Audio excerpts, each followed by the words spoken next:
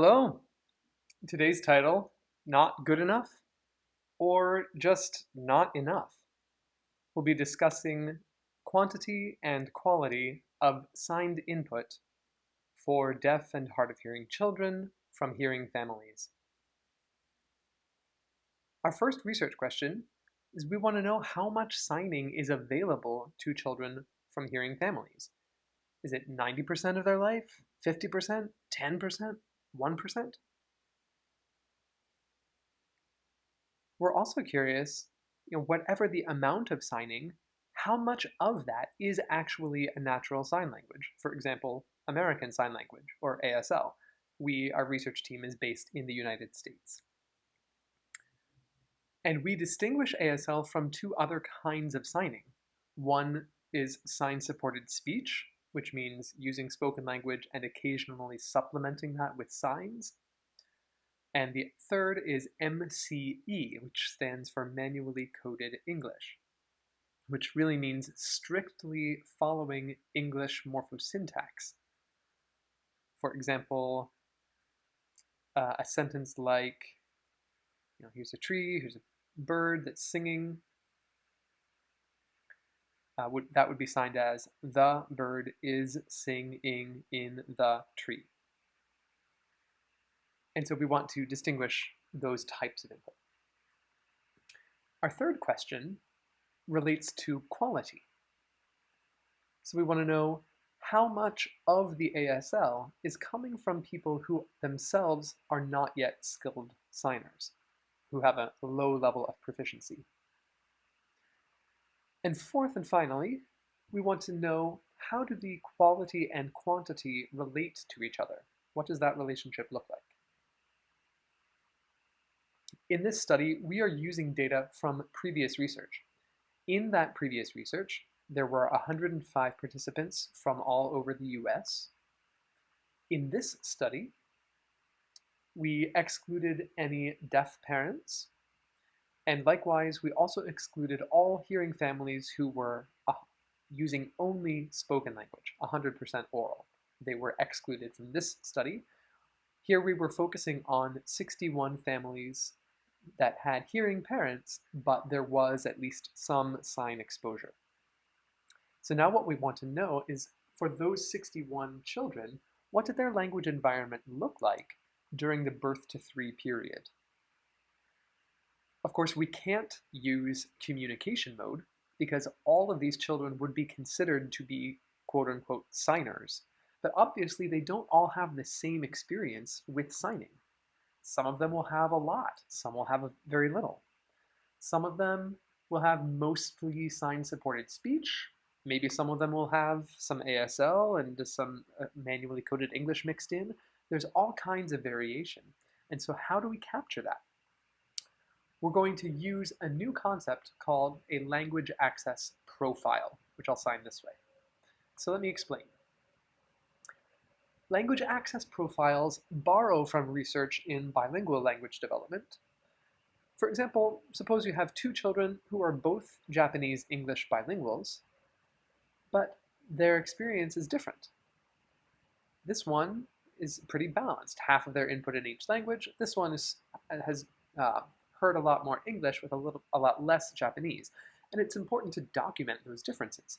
So we'd like to import that concept and apply it to deaf children, but it's a little bit more complex. For example, deaf and hard of hearing children, often we need to have more kinds of input. We might have multiple spoken languages, we might have multiple sign languages, and there are other kinds of visual communication, like sign-supported speech, manually coded English, and also cued speech. And so we do count everything, but we treat it all as a separate category. A second challenge for deaf children is that language access may not begin until late. It may not be until age 1 or 2 or even later. And so all of that time prior to the onset of language access must be included. Plus, once language access begins, does that mean that there's full access to language from then on? Certainly not. So we need to incorporate that as well. And we do that by including one input category that we call limited access. So there are different ways of showing the data. Here you see 5 individuals and their unique profiles in these different shapes. Today I'm going to use a different way of showing the data. So now I'll just show you the same 5 people converted into this new format. So here each bar represents one individual. So we have 5 individuals here. And each column has the percentages stacked, so they sum to 100 vertically. Most of the graphs that I'll show today are going to look like this. But before I show you the actual results, I still need to explain how we actually get the numbers for both quantity and quality. So to measure quantity, we use a tool called the D-LEAT. This is something that our team has previously developed. If you'd like a full in-depth explanation, you can scan this QR code, but in brief, we interview parents, we ask them who tends to communicate with the child, what kinds of communication those people use, and how much time those people spend communicating with the child. This interview time focuses on the period from birth to age 3. And during the interview, we use an Excel spreadsheet. Then we enter the responses into that spreadsheet. And then when the interview is done, the software automatically calculates the overall percentages. And so that gives us information about quantity. To measure quality, we do acknowledge that this is a rough estimate, at least for now. But when we ask the parents who communicates with the child and what kinds of communication they use, we also ask them about those people's proficiency levels using a 3-level system. The top level means someone who is a very proficient user. They use the language effortlessly, automatically. The middle level is someone who can use the language to communicate whatever they want, but it's effortful. They need to sort of work at it. And the lowest level is that when people have things they want to express but aren't quite able to. They're sort of stuck. And so that's what we consider a low proficiency. Okay, so ready for the results. For our first research question, we wanted to know how much signed input is available to those children during that birth to 3 window. And remember, one vertical line here is one individual. So you're seeing here 61 children all in a row. The pink color represents signing. And there's a big range here from 1% all the way to 96%. The average amount of signing was 28%, with a median of about 22%. Okay, but remember that this pink color includes all 3 kinds of signing: ASL, sign-supported speech, and manually coded English. So really any kind of signing is included in this graph. So next we'd like to know more specifically how much of this signing is actually ASL. So now look at the purple. That is showing you how much is actually ASL. And so you notice that the average score is under 10%, with the median of 0. That means that half of those children have no ASL access during the birth to 3 window. So, of our 4 research questions, these first 2 are related to quantity, and we've answered them. The next 2 are related to quality. But obviously, if you are getting no ASL, then quality is irrelevant. So for these second 2 research questions, number 3 and 4, we're going to focus only on the 30 children who are actually getting at least some ASL access. Okay, so number 3, we want to know how much of their ASL is coming from low proficiency signers. The y-axis is showing the total amount of ASL. It could be a large amount, it could be a small amount, but whatever it is, we consider that 100% and then divide it up by proficiency level of the different interlocutors. We are not counting the number of individuals who are low, medium, or high. This is based on the amount of time that those individuals spend with the child. We found that there is 39% of the input that was coming from low proficiency individuals with a mean of 13%. Or to say that the other way, 61% of the ASL is coming from people who are not low proficiency with a median of 87%. For the fourth question, we wanted to know how quantity and quality related to each other. So the y-axis here is the quantity, that's the amount of ASL from our second research question. Remember that graph with the purple color? And the quality is showing the information from the third research question that I just described, those red bars of low proficiency people. So now we want to know, for our 30 children who are getting some ASL, where do they fall on this graph? If we see children in this quadrant, we would expect them to have pretty good development. You know, they're getting a lot of input and it's high quality. We wouldn't be concerned about those kids. Children down in this quadrant are more concerning, low quality and low quantity. If children fall into this quadrant, it means they're not getting a lot of ASL access, but what they're getting is pretty good quality. It's not lousy. So for children in this area, the main barrier here would be quantity.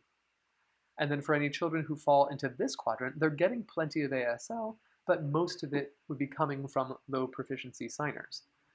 So for children in this area, the big barrier would be quantity. So what did we find? Well, we have 3 children in this range. Okay, that's good. Down here, unfortunately, we have 11 children, but we are really most interested here in comparing these other 2 quadrants. We saw 16 children in this area who don't have a lot of ASL access, but most of what they're getting is pretty good. And in this quadrant, 0. So we did not see any children who were getting a lot of ASL access, but coming from low proficiency signers. It just didn't happen. All of the signers, all of the children who are getting their input from low proficiency sources are also getting very low amounts of it. So which is a more important barrier to ASL acquisition? Our data are suggesting that it's really quantity. So remember, the average total percent of ASL during that birth to 3 period was a little under 10% of the child's input. And half of those children actually had no ASL during that time.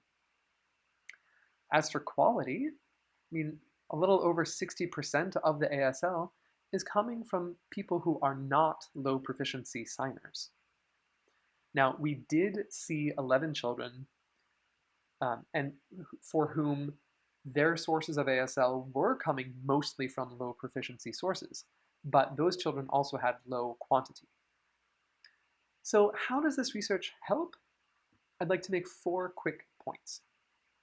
First, in terms of psycholinguistic theory, we have many big questions that have not yet been answered. For example, this trade-off wherein as quality increases, quality decreases, we still don't know how that impacts language acquisition. But we really can't study that question until it's possible to measure quality and quantity. Likewise, if we want to understand the impact of language deprivation, of the impact of not having access to language, we can't study that until it's possible to measure limited access. So our contribution to this work is to develop these new methods, these new approaches that we hope will help the field to take on this challenge and begin to address these questions more deeply in future research. For SLPs, speech-language therapists, they are used to thinking about increasing linguistic quality. And for hearing bilinguals, encouraging them to use their home language, that's great, that makes a lot of sense. But for deaf children, encouraging the family to use their home language can limit perceptual access. I am not against increasing linguistic quality. We just need to make sure that the child is able to perceive it. If we're increasing the linguistic quality of something that the child can't perceive, it's not going to help the child. In terms of families, the question is, how can we actually help them increase quantity? And our recommendation is to use family language planning. This means that the family will sit down together and talk about when they want to use which language for particular activities or everyday routines. When do they want to use ASL? When will they use their home language, etc. And then as time goes on and their language skills increase or the child grows or their goals change, they can modify the plan to make sure that it remains appropriate. And then finally, for early intervention systems, I have one more data slide that I haven't shown you yet. We divided families based on whether they started using sign before 6 months or after 6 months. You'll notice that for the families who started after 6 months, they max out at about 10% of sign. All of the families who have higher amounts of ASL access started before 6 months of age. This research perfectly matches a recent paper by Caselli and her team. They found that if families began signing before 6 months, then the ASL vocabulary development proceeded just in parallel with deaf native signers. And we wonder if that's because families who start signing before 6 months just have more ASL in the environment. Unfortunately, the current early intervention systems in the US, that first meeting tends to happen around 6 months, which means that a lot of families can't get ASL services before 6 months of age. We would like to see a policy change here. We would like to see earlier approval for ASL services. Maybe families could qualify after referral on a hearing screen or after they get a confirmed diagnostic appointment where the child is officially identified as deaf or hard of hearing. Waiting until 6 months to begin ASL services really doesn't make sense. So that's the end. Thank you for your attention. We appreciate the interpreters and the conference organizers. I'm sorry that I couldn't travel to Japan to have these conversations in person, but I look forward to joining you by video chat for Q&A. Thanks very much.